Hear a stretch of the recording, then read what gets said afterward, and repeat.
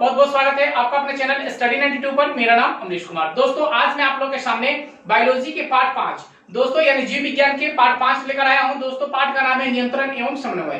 दोस्तों नियंत्रण एवं समन्वय होता क्या है इसके बारे में पहले हम जानेंगे, उसके बाद पार्ट के विवरण जानेंगे। ठीक है दोस्तों। तो दोस्तों अगर इस चैनल पर आप नए हैं तो फटाफट इस चैनल को सब्सक्राइब कर ले, बेल आइकन को प्रेस कर ले ताकि हमारी आने वाली पहली नोटिफिकेशन आपके पास पहुंच सके। तो चलिए दोस्तों मैं वीडियो को स्टार्ट करता हूं। दोस्तों सबसे पहले हम जान लेते हैं पाठ का नाम क्या है। तो दोस्तों नियंत्रण एवं समन्वय पाठ का नाम है। दोस्तों हमारे बॉडी है ना, बॉडी हमारे शरीर का जो भी बॉडी है, पार्ट पुर्जा है, वह नियंत्रण एवं समन्वय की क्रियाकलाप के द्वारा ही चलता है। क्योंकि अगर हमारा शरीर है उसमें अगर नियंत्रण ना हो तो क्या हमारा शरीर खड़ा रह पाएगा?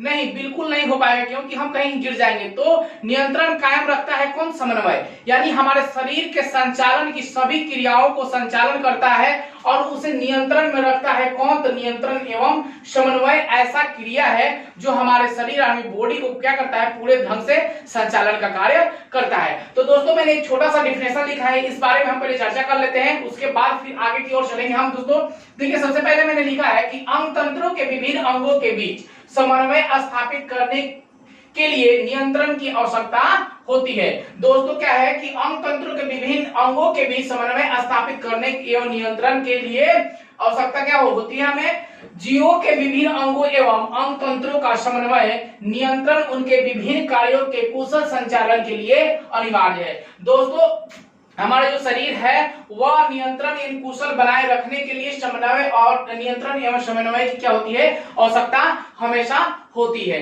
ठीक है दोस्तों। उसके बाद हमें यहाँ रखे हैं एक पॉइंट, बहुत अच्छा पॉइंट है दोस्तों, बार बार बोर्ड में रिपीट हो चुका है कि जीवों में समन्वय एवं नियंत्रण।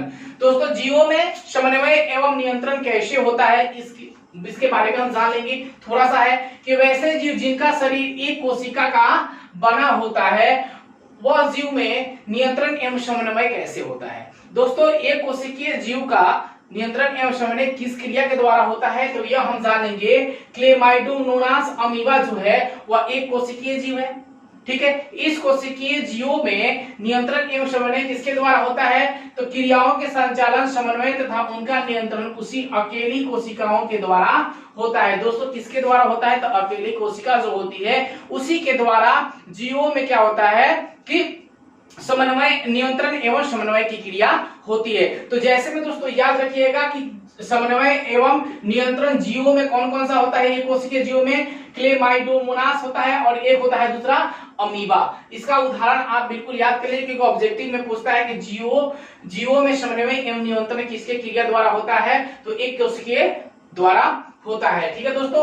और हम बता सकते हैं कि किसके द्वारा होता है? तो अकेली कोशिकाओं के द्वारा होता है। और कौन कौन से जीव एक कोशिकीय में आते हैं? तो अमीबा और क्लेमाइडोमोनास जो होता है वो एक कोशिकीय जीवों में आता है। उसके बाद दोस्तों मैंने यहाँ एक और पॉइंट रखा है कि जंतुओं में नियंत्रण एवं समन्वय।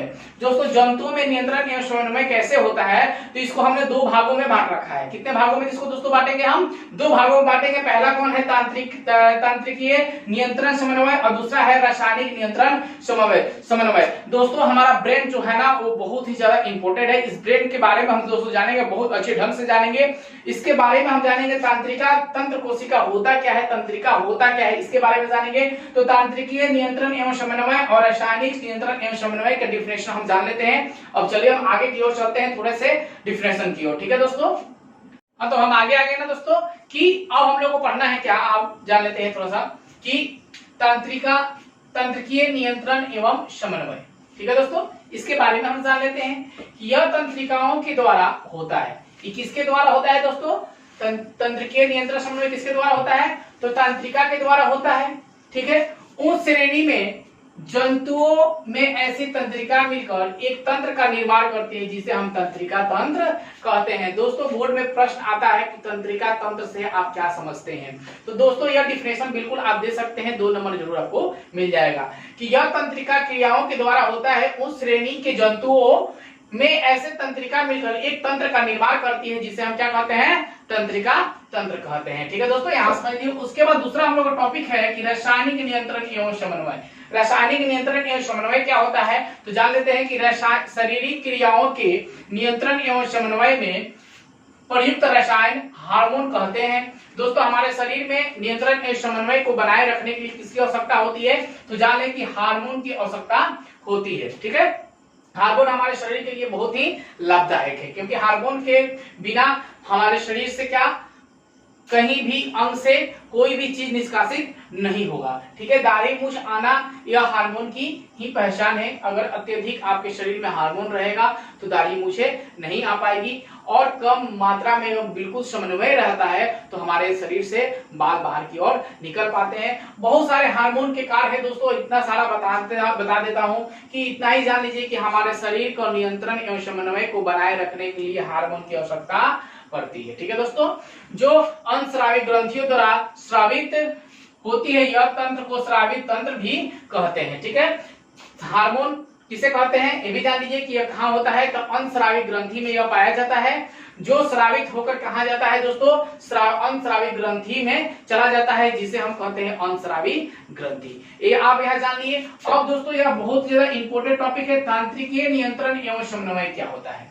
दोस्तों तांत्रिक नियंत्रण एवं समन्वय क्या होता है, तो जान लें कि जंतुओं के शरीर में एक विशेष प्रकार का ऊतक होता है। ठीक है, जिसे तंत्रिका ऊतक हम कहते हैं। दोस्तों अब तंत्रिका ऊतक की परिभाषा भी आप जान लीजिए कि हाँ, तंत्रिका ऊतक की परिभाषा मैंने रखा है कि जंतुओं के शरीर में एक विशेष प्रकार का ऊतक होता है, जिसे हम कहते हैं तंत्रिका ऊतक। ठीक है दोस्तों, यहाँ समझ लिए। उसके बाद जानिए कि तंत्रिका ऊतक तंत्रिकीय कोशिकाओं या न्यूरॉन का बना होता है। दोस्तों तंत्रिकाएं तंत्रिकीय कोशिका किसके द्वारा बनता है, तो दोस्तों याद रखिएगा कि न्यूरॉन के द्वारा यह बना होता है, तथा तंत्रिका ऊतक फिर तंत्रिका ऊतक से तंत्रिका तंत्र का निर्माण करता है। दोस्तों तंत्रिका ऊतक किसका निर्माण करता है, तो तंत्रिका तंत्र का निर्माण करता है। और तंत्रिका ऊतक तंत्रिका कोशिकाओं में किसका निर्माण करता है, तो न्यूरॉन का निर्माण करता है।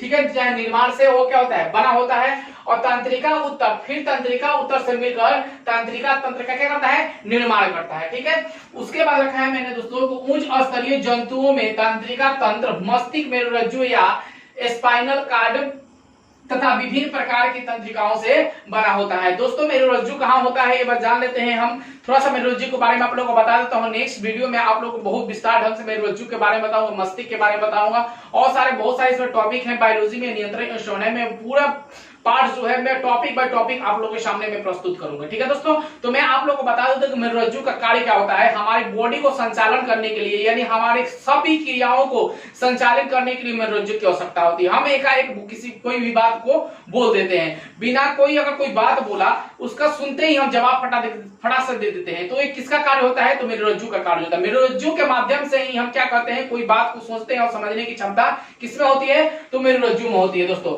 मस्तिष्क में यह स्थित होता है, कहां होता है, मस्तिष्क में स्थित होता है। और कहां पे होता है ये भी जान लेते हैं दोस्तों कि हमारे पीछे साइड यहाँ पे क्या होता है कि मेरुरज्जु स्थित होता है। ठीक है, वो मेरुरज्जु का आप लोग नामांकित चित्र भी मैं बनाऊंगा और बताऊंगा, मेरुरज्जु का कार्य भी बताऊंगा बहुत अच्छे ढंग से।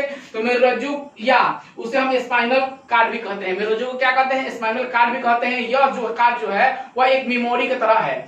जैसे कि हम क्या करते हैं कि कोई मोबाइल में अगर गाना को हम लोड कर लेते हैं और गाना को बार बार सुनने के बाद हमें गाना वो याद रहता है कि किस स्थान पे वह गाना है। ठीक है, हम क्या करते हैं गाना को डायरेक्ट बजा देते हैं। उसी प्रकार हमारा मेरुरज्जु है, जो हम किसी बात को सुनते हैं वो वही कई दिनों तक क्या करता है, वो याद रखता है। तो वह किसका कार्य करता है, वो मेरुरज्जु ही है कि जो पूरे शरीर को यानी पूरे मेरे बॉडी को कार्य करता है और कई दिनों के बाद को भी क्या करता है, वह याद रखता है। तो कौन रखता है, तो मेरुरज्जु या स्पाइनल कार्ड ही है, जो हमारे मस्तिष्क में स्थित है और हमारे सभी कार्य को वह पूरा संपन्न करता है। तो मेरुरज्जु ही है जो हमारे शरीर के लिए क्या है, लाभदायक है। ठीक है दोस्तों, यह तथा विभिन्न प्रकार की तंत्रिकाओं से बना होता है। हमारे जो ब्रेन है यानी कि दिमाग है वह क्या है, तंत्रिकाओं तंत्र से बना होता है, यानी कोशिका से बना होता है। उसमें बहुत सारे नस होते हैं, जो वह नस पूरे शरीर में संचालन करता है।